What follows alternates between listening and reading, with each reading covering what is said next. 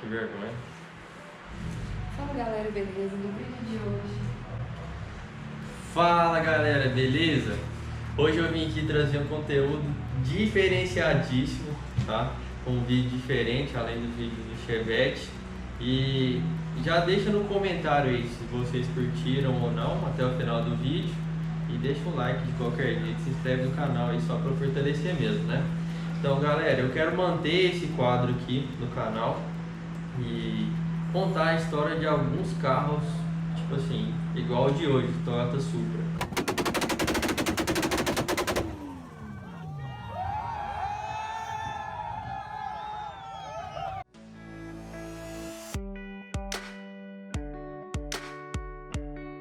Então galera, o Toyota Supra, ele é um derivado do Celica. O começo da história dele foi esse. Na época tinha o Celica, que já era um carro considerado esportivo no Japão, e a linha Supra foi um carro como se fosse um derivado do Toyota Celica. Isso foi lá na época de 1970. Então tinha os modelos que tinham ali 110 cavalos, cento e poucos cavalos, com algumas motorizações diferentes.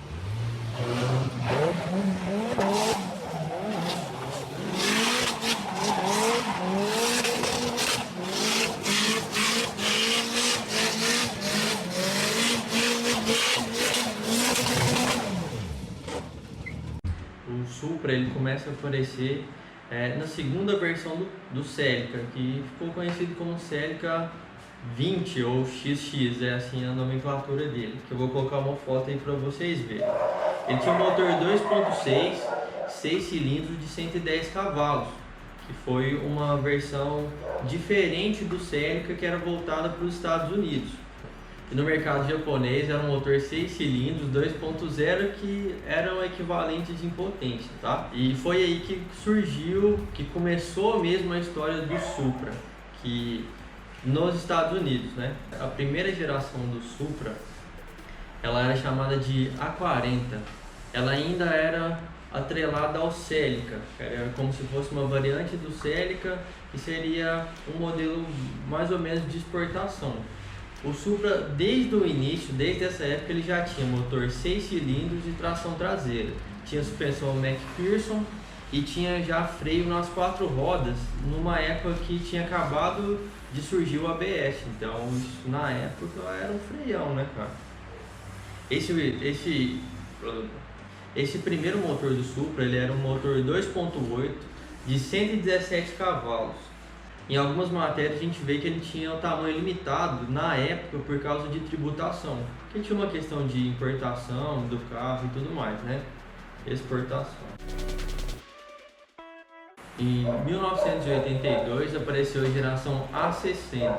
O carro ele precisava ter uma mudança de visual para conseguir entrar mais no mercado americano, para virar um coupé de verdade, né? Para concorrer às vezes com Ferrari, com Porsche, e essas que sempre foram as grandes marcas esportivas, né? E na época ainda, galera, esse Supra ele tinha os faróis escamoteáveis, que era um luxo da época, né? Que tinha nas Ferraris 308 e Porsche 924. Nessa segunda geração do Supra, ele já foi bem separado do Toyota Celica. Por quê?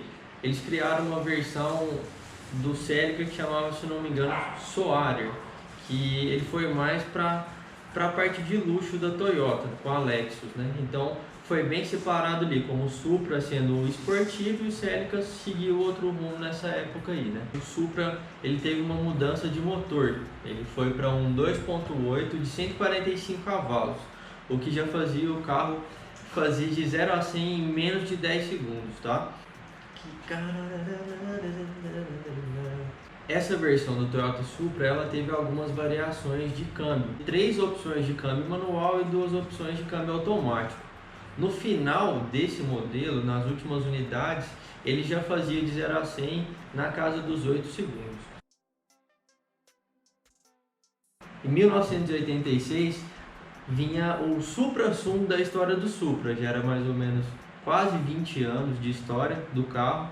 E essa outra versão, essa A70, ela já não tinha mais nada a ver com o Celica, já eram 2 carros totalmente separados. Esse modelo, galera, ele teve algumas diferenças. Eles tiveram que diminuir um pouco do tamanho do carro indo entre eixos por causa da tributação, porque naquela época quanto maior o carro, maior a tributação. Tinha algumas regras assim, para eles conseguirem vender esse carro no mercado americano, né? Nessa época o carro ainda vinha com motor 6 cilindros e linha 2.0 que tinha na média de 186 cavalos. Nessa época também teve uma versão, a primeira versão dos JZs, que era o 1JZ GTE, que era aquele motor bravíssimo que a gente conhece, que todo mundo gosta, que a galera gosta de fazer drift e tal.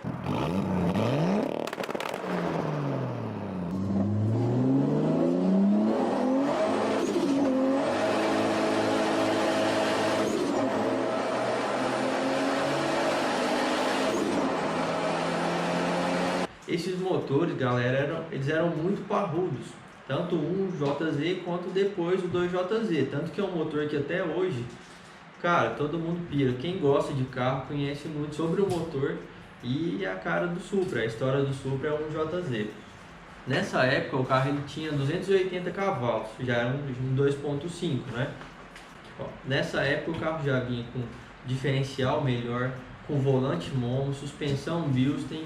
Então era um carro bem esportivo mesmo para bater de frente com Porsche, Ferrari e o que viesse por aí. Essa terceira geração do Supra, galera, ele recebeu também um motor 3.0. Eles aumentaram a litragem do motor, que ele tinha em média lá 203 cavalos. Já era um motor bem mais eficiente que o outro. E nessa época também foi o primeiro carro da Toyota que eliminou o distribuidor de ignição. Então foi um salto bem grande, porque eles eliminaram o distribuidor e passou por bobinas por cilindro. Nessa época teve um problema gravíssimo nesse motor Toyota também, porque em algum erro de projeto, alguma coisa assim, o carro depois de um certo tempo ele queimava a junta do cabeçote. Então acabou que o recal foi meio embaçado, meio que não fizeram e descobriram depois nas concessionárias que também não faziam direito. Então teve uma questão de aperto de cabeçote, alguma coisa assim, mas acabou resolvendo esse BO. Esse carro, galera, mais ou menos no final da década de 80, ele já não agradava tanto o mercado americano, estava caindo muito as vendas do carro. Mas ainda tinha muito carro sendo emplacado no Japão e tudo mais, mas já estava no fim dessa carroceria dessa época aí. No final das contas, o A70 ele teve 241 mil unidades vendidas, ou seja, o carro já era muito bom nessa versão que ainda não é a versão Super Mega Blaster que a gente conhece.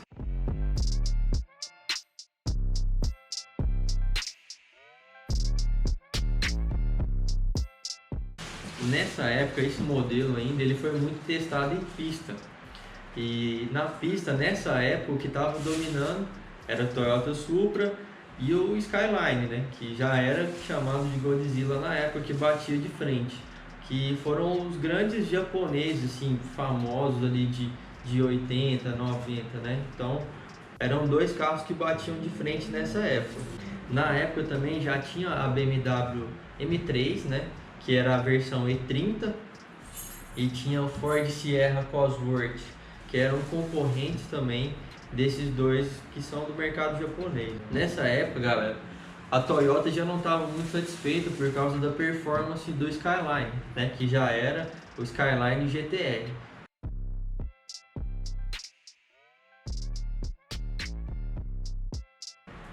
Em 1989, a Toyota já estava começando a trabalhar no Supra A80, que era o mesmo chassi, a mesma base, só que já com motor 2JZ. Eles fizeram mais de 20 protótipos desse novo carro e tinha que ser um segredo, porque era como que eu falo, hein, Carol? O carro que era tipo assim, a menina dos olhos de ouro, como é? Não. Era a menina dos olhos da Toyota. Seria a versão A80, que é a versão que a gente conhece como a mais foda de todas até hoje, né?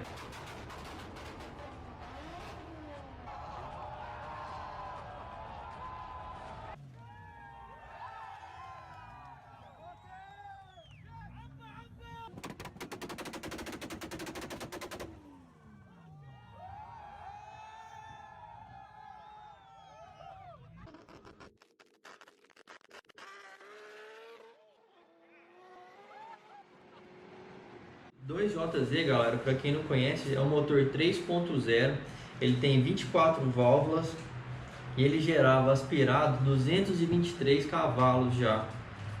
E 280 cavalos a segunda versão que eles fizeram desse motor. Nessa época, para resgatar um pouco das vendas nos Estados Unidos, porque tinham perdido muita venda já, então eles fizeram outras versões que chegavam a atingir 324, 326 cavalos.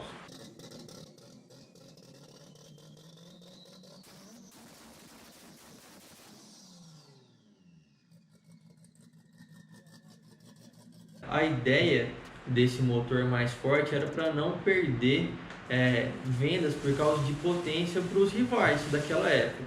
O Toyota Supra, o A80 já nessa época, ele foi projetado para fazer de 0 a 100 em 4,6 segundos. Hoje a gente está acostumado a ver carro fazendo 3 segundos toda hora, mas naquela época, em 1990, isso era muito rápido. E o carro já chegava numa máxima de 285 km por hora. Nessa época também tinha umas limitações que no Japão os carros eram limitados a 180 km por hora e no mercado internacional os carros podiam ir até 250 por hora. Mas ele já passava disso porque o carro era foda, não tem jeito. Nessa época também eles fizeram algumas alterações de chassi no carro, para mudar a relação do carro mesmo, e fizeram também, eles colocaram o câmbio G-Trag, que é aquele câmbio 6 marchas fodão que o Supra vem, né? Uma grande coisa do Supra também, galera, é que era um carro assim, as linhas dele mudaram muito. Você pode ver que do A70 para o A80 tem muita diferença, o carro ficou bem mais liso, bem mais fluido, e aquele aerofólio que hoje a gente acha o máximo, né? Mas na época não era bem assim. Então o que aconteceu? Para isso não ser um empecilho para a compra do carro, eles desenvolveram a parte de digeribilidade, eles desenvolveram a parte para o condutor mesmo, que era sentir o carro, fazia muita curva, freava muito, o carro era sensacional. Teve até uma curiosidade, eu vou ler para vocês aqui, ó. O carro ele fazia curva até chegar próximo de 1 G de aceleração lateral. E o poder de frenagem dele era inspirado na Fórmula 1. Ele chegava a parar em 45 metros a uma velocidade de 113 km por hora. Esse foi o recorde que foi feito em 1997. Para vocês terem uma ideia, o tanto que isso era foda na época, esse recorde ele foi quebrado em 2004 pelo Porsche Carrera GT, que já é um carro muito acima de performance do Supra. Então, o carro naquela época ele já era muito foda.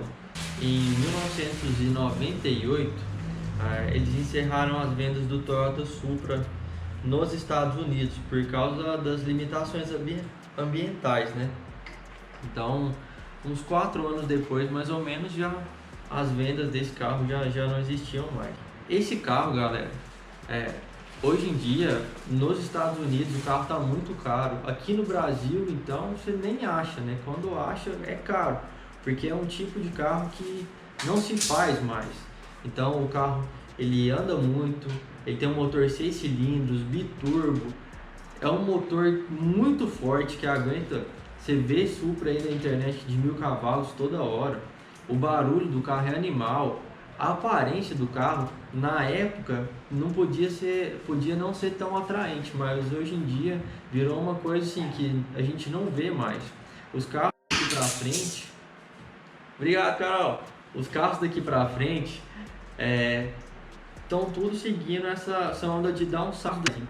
O que também a gente vê no novo Supra, né, que saiu agora, que é um projeto feito entre a BMW e a Toyota. A BMW e a Toyota elas já tinham se unido para fazer a Z4.